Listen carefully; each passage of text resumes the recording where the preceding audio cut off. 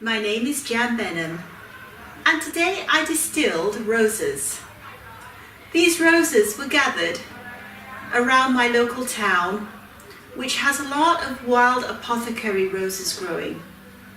The reason being is that Winschoten, where I live, is known as the rose capital of the Netherlands.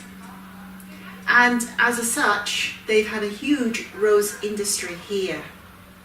Of the regular roses, of course, cultivated roses. So they went and planted a whole load of roses and they now grow wild, which is wonderful. So these apothecary roses are more the original roses. This is where you would gather your rose hips from.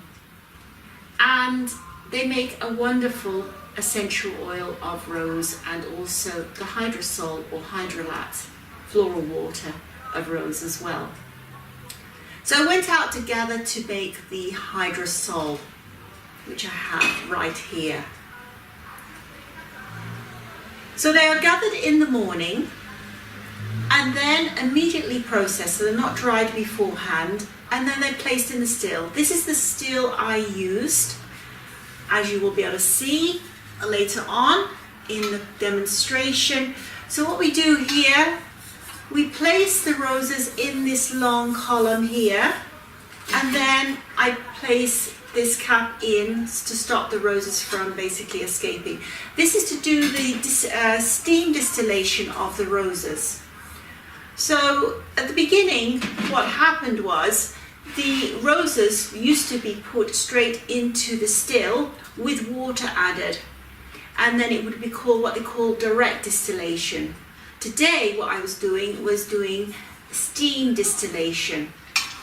So we would put the roses in here, put the sieve in there so they don't come out, and then it's placed. So these roses don't have direct contact with the water. And then this is the condenser here. You can see here there's a lot of pipes. So this would be hooked on. This is on a raised usually on a heater, and so this would be plugged in into here, right in there, say. And this is a condenser coil that comes down here. And what happens, I'm going to show you this part. This part is plugged in onto the cold water tap, where cold water comes into this pipe to the bottom, and then the water slowly rises, and then the excess water comes out here. So this goes straight into the sink. So this cools down the steam and the essential oil of the rose in order that it can come out as a water, and then it comes out through the bottom of the copper pipe here in this tube, which then has a container like a jug or a bottle like this, for example, stuck in here where the hydrosol is gathered. So why did I get into this? Well, when I was a kid, a little girl, I just wanted to make my own perfume.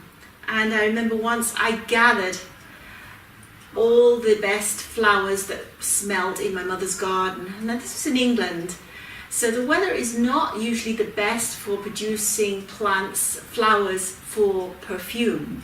And I'd read about, I don't know how I did this, I was only 8 years old at the time, and I'd gathered all these flowers and I heard that you put it into fat. So I got some lard and I layered the flowers on the lard. This is back in the 1960s, I did this, on the lard, and then laid it out in the sun. Not that there was much sun, even in the summertime back then, and kept gathering more flowers and putting in. The idea was you would then heat the fat, you strain the fat, and then you would end up with a nice pomade, which is a fatty oil that has, or an ointment that has the aroma that you've captured. Didn't quite work out like that. It ended up just being a rancid mess. But that was my first go at making perfume. As an aromatherapist and also holistic health practitioner back in the early 80s, I immediately, as soon as I learned how to do aromatherapy, transferred all my perfumes right away to essential oil perfumes, and that is all I have worn ever since.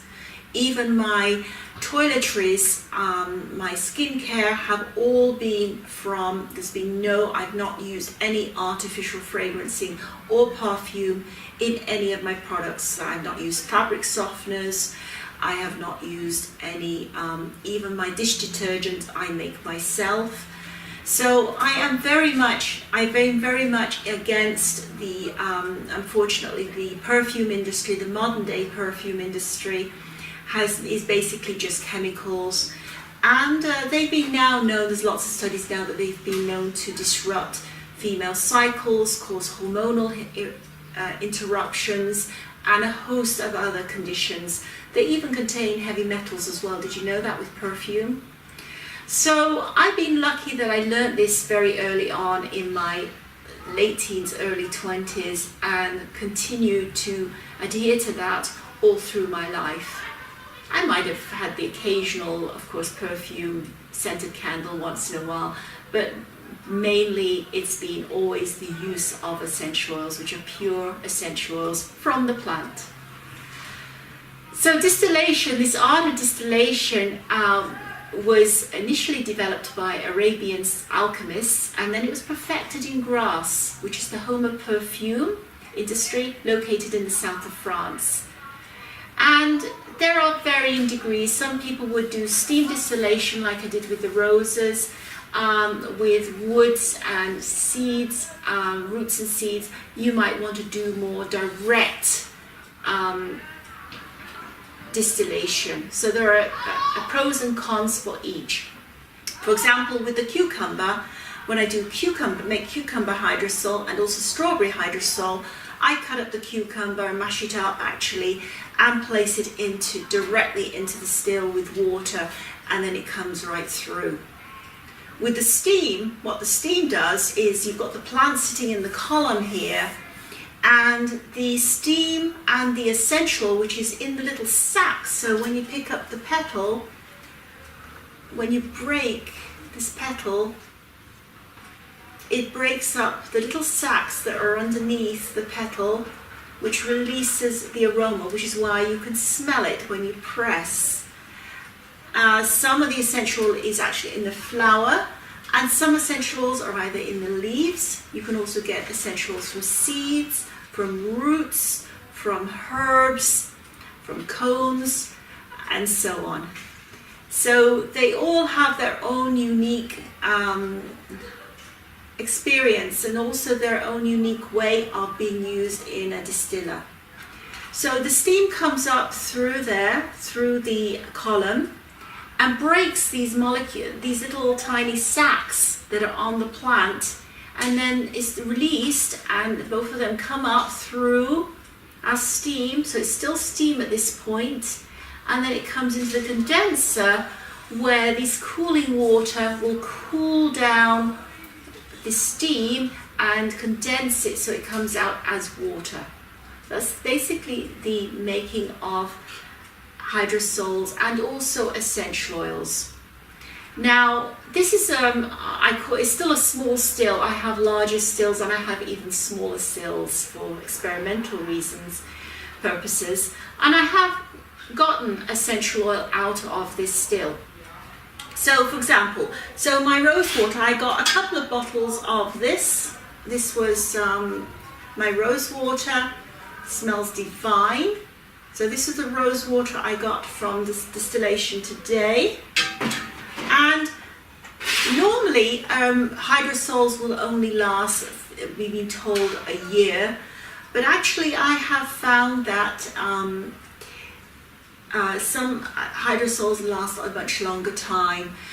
This one was distilled, this is lavender hydrosol, and it was distilled back in 2014, and we're at 2021 now. And still, the aroma of lavender is strong of this hydrosol here. And when I did do the distillation of this lavender, I dried it first and then placed it in the column to steam distill it, so it was packed packed with dried lavender flowers. And of course, so that means there's a lot more product and plant material in the column than just plain roses, which have a lot of water in them. And I was able to get about 5 ml of essential oil, which floated at the top when I distilled it. Another last but not least point, sorry, I should have put this in. This is a thermometer, and this is, I just put it in the top of the still here when I'm distilling, and I can then tell when it reaches 100 degrees centigrade then it started to distill. So as soon as it just goes under the 100 degrees, it starts to distill, and that's when you know it's starting to run. And it will of course keep at that all time. So that is my distiller. So I've been distilling essential oils since in the mid-90s, and I got a small still, a very small, because it was a self-contained still, and I do have pictures of it somewhere, where you didn't even have to, you only had to plug it into the wall, and it was very small. And what I did then was I did a lot of experiments. I used to go around the neighborhood with the permission of the owners, and there was a lady, for example, who grew roses next door, different types of roses, and I asked her if she wouldn't mind me gathering the different roses, and I would make different hydrosols from the different roses and look at the differences in the scent. Of course, these roses weren't bred for the perfume industry. And then I also had an aromatherapy garden in front of my shop, which had everything from clary sage to the rose otto, geranium pelargonium, pelargonium graveolum, which is geranium that is specially bred for the essential oil, and then and tons of other rosemary, juniper berries, lavenders of course, hyssop even. So I had this, and chamomile. So I had a whole, so it was a small garden, but it was quite packed with the flowers and the herbs that we needed for an aromatherapy garden. It was quite delightful to work in, and it was, I had a little pathway going through there and into the shop, into the store. And we even had coachloads of people coming to see it as well, which was quite amazing at that time. So that was the mid-90s at the Aroma Shoppe in Toronto. So I had a lot of fun with my little still, and then I graduated and got myself a big glass still, and there I have distilled a lot of lavender, but it was pretty tricky because the glass doesn't keep the temperature, so I had to wrap it in tin foil and then put a blanket around it and everything else to try and keep the heat in, because the heat was coming in from another source into the still. So there was a heater, water heating up, then going into the still with the flowers, so it was not heated at all, and then of course it had to come again through. So it was a lot of work and process of that. So the next few videos, of course there's a lot of noise on the next video as I was gathering the roses, because it is a very windy day today. So you'll hear a lot of wind, but it just shows the gathering of the roses. And then we go into, I'll show you in my little kitchen, which is very small. As soon as I move into my new space, I'll be able to show you a more in-depth distillation. But I do hope you enjoy, and if you have any questions whatsoever, please get back to me. So it's bye for now. So I'm just showing you from where I gathered all my rose petals this morning. This is in Winschoten, which is the northeastern corner of the Netherlands, right close to the German border.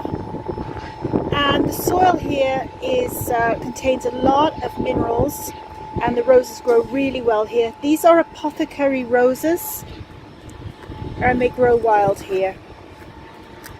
It's absolutely stunning. It makes wonderful rose water, rose hydrosol, and also rose essential oil as well.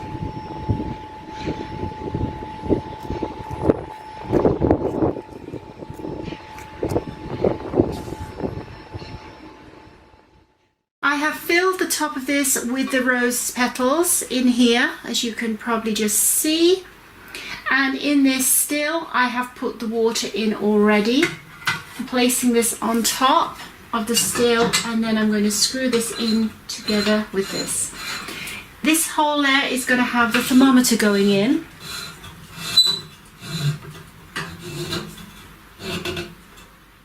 So now this still is all set up. There's water in the bottom of this. The flowers are rose petals are in this column here. So once the temperature reaches 100 degrees, then the distillation will start. The steam will rise up, collect the distillate of the roses through the gooseneck, and then come through the condenser where there's copper swirls basically that condenses, and this is cold water coming in at the bottom end and coming out through the top. And the snoring sound is what you need when you're getting this working. So I do have a much larger still, and I have smaller stills as well. One time when I used my larger still, it was fueled by propane. So we had a special gas propane stove, and I put it on top of a wooden table, and I didn't realize until about half an hour had gone by that actually the table was getting awfully hot and almost went on fire. So you do have to be careful in these instances. I've been distilling now for over 20 years, and I just love it. It's a magical process. It's alchemy at its best. The roses capture the essence, the scent of these roses are so stunning. And from this distillation you can get essential oil. They will float on top of the hydrosol, and then you get the hydrosol as well. So we will come back and see when it is running. It's not running yet, it's still got a lot more heating up to do. So now the distiller is working. The temperature has reached 100 degrees centigrade, and I'll take you on the journey through, and you should start to see it dripping through now.